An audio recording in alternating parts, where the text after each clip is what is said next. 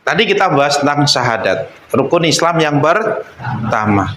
Terus ada pertanyaan, Pak, saya kan udah syahadat. Bahkan setiap bayi yang lahir dalam keadaan Islam katanya, Muslim. Maka kita akan bahas di sini. Jadi setiap manusia lahir dalam keadaan fitrah, bukan lahir dalam keadaan Islam. Bedakan itu. Fitrah dan Islam itu berbeda, walaupun sama. Jadi artinya gini, saya kasih perumpamaan sebuah sapu. Lidi sapu bukan? Bukan.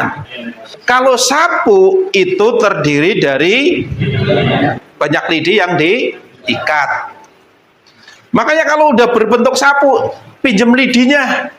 Aneh kan? Begitupun lidi satu, seandainya sini sapunya. Aneh kan? Jadi artinya, begitupun sebagaimana fitrah dan Islam. Islam itu memiliki banyak makna. Maka nanti akan kita bahas. Termasuk salah satunya adalah fitrah atau bersih dan suci. Jadi bersih dan suci itu bagian dari makna Islam, tetapi Islam belum tentu maknanya hanya fitrah.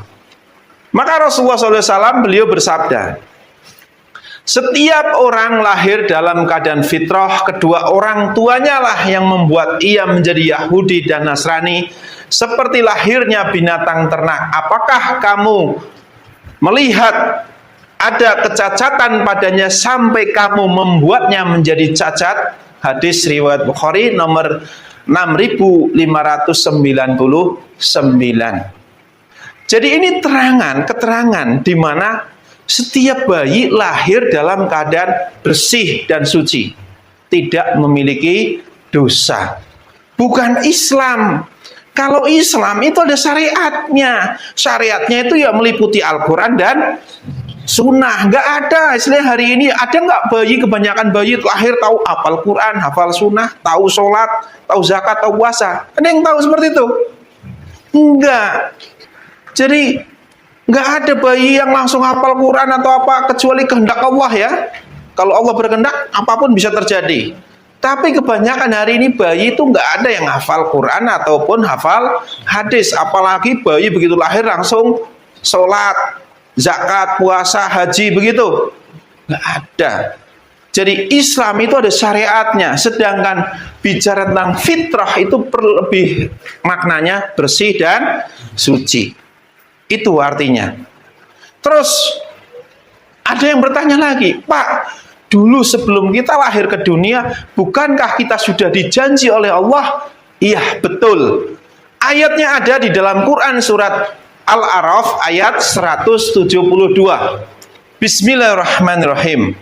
Allah Subhanahu wa taala berfirman yang artinya, dan ingatlah ketika Tuhanmu mengeluarkan dari sulbi tulang belakang anak cucu Adam, keturunan mereka, dan Allah mengambil kesaksian terhadap roh atau jiwa mereka seraya berfirman, bukankah aku ini Tuhanmu? Mereka menjawab, betul, engkau Tuhan kami.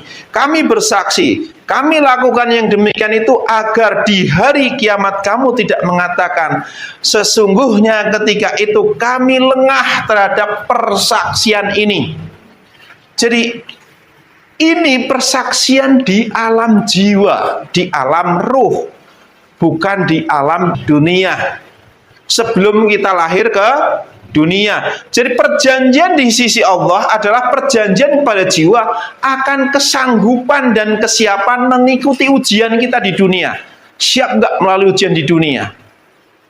Diberi naluri setiap manusia. Maka setiap manusia memiliki naluri yang ketika dosa-dosa dilakukan menjadikan hatinya guncang, jiwanya guncang, maka setiap orang walaupun saudara Nasrani, Yahudi atau enggak beragama sekalipun memiliki perasaan yang sama. Ketika melakukan perbuatan dosa pasti guncang jiwanya, melakukan kebohongan pasti guncang jiwanya, melakukan perbuatan mencuri pasti akan guncang jiwanya di awal mula.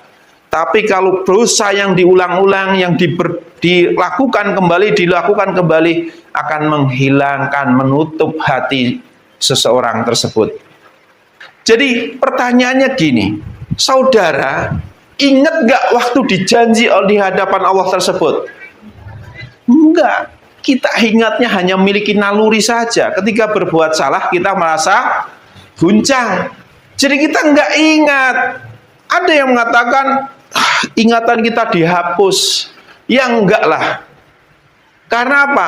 Perjanjian kita di hadapan Allah itu perjanjian jiwa kita, bukan jasad kita. Sedangkan ingatan kita hari ini itu mengandalkan otak dan hati kita. Di mana ketika jiwa dipersaksikan, otak dan hati kita itu belum tercipta, belum dilahirkan. Karena apa? Jiwa masuk ke dalam jasad itu ketika jasad umur 4 bulan. Otak dan hati kita kan di dalam jasad, bukan di dalam jiwa. Dan ingatan itu akan dibuka kembali setelah kita mati nanti. Jadi perjanjian kita itu perjanjian pada jiwa. Sedangkan syahadat itu perjanjian otak, hati, dan jiwa kita agar sinkron, fokus. Agar kita mampu mengontrol diri kita. Otak kita, hati kita punya keterikatan kita kepada Allah bahwasanya, oh saya mau berbuat maksiat, saya ingat, saya kan sudah janji sama Allah untuk meninggalkan semua larangannya. Ada orang yang ngajak, ayo mencuri. Wah, saya udah janji, udah syahadat sama Allah untuk tidak mencuri. Terus ada orang lagi, ada yang lihat duit banyak di situ.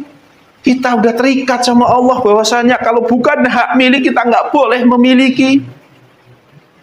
Jadi artinya syahadat itu adalah perjanjian jasad jiwa kita kepada Allah, agar otak kita, hati kita punya keterikatan dengan penciptanya.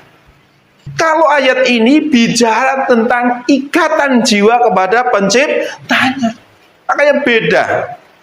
Maka terus ada orang bertanya lagi, dalam mempertanyakan dalam Quran surat Rum ayat 30 yang bunyinya seperti ini. Bismillahirrahmanirrahim. Maka hadapkanlah wajahmu dengan lurus kepada agama sesuai fitrah Allah, disebabkan Dia telah menciptakan manusia menurut fitrah itu. Tidak ada perubahan pada ciptaan Allah. Itulah agama yang lurus, tetapi kebanyakan manusia tidak mengetahui. Agama itu apa? Jalan hidup. Jalan hidup manusia dari dulu sampai sekarang ya seperti ini terus. Saudara, ada nggak orang tuanya monyet? Ada nggak punya orang tuanya orang hutan? Nggak ada. Tapi ada orang yang mengakui nenek moyang kita monyet. Kita sebagai umat Islam percaya dari manusia yang pertama kali diciptakan, Nabi Adam alaihissalam, itu diciptakannya seperti bentuk kita. Hanya bedanya dia besar, kita kecil. Karena dalam hadis itu semakin menyusut semakin hari. Jadi kalau hari ini ada yang percaya manusia berawal dari monyet, itu nggak percaya sama Quran. Fitrah manusia seperti ini, nggak ada perubahannya.